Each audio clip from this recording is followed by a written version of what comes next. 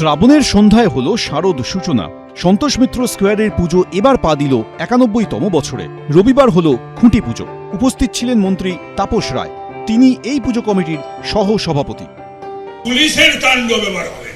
নবান্নের নির্দেশে CP, DC, joint CP আর এই ওসি যে অসভ্যতা গত কয়েক বছর ধরে হয়েছে, যে আক্রমণ নাগারি করে গেছে গত সরকার, সেটা এবার হবে।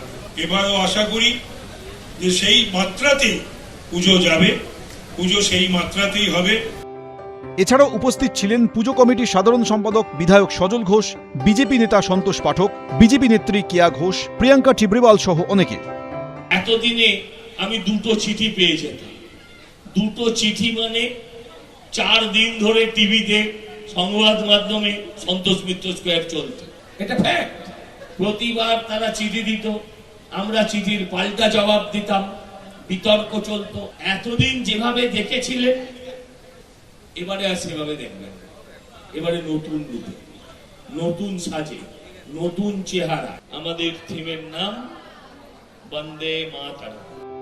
এবারের থিম সনাতন চেতনায় বন্দে মাতরম।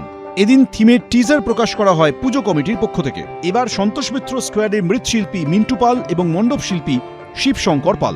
সুদীপ্ত আচার্য, এবিপি আনন্দ, কলকাতা। এবিপি আনন্দ, এগিয়ে থাকে, এগিয়ে রাখে।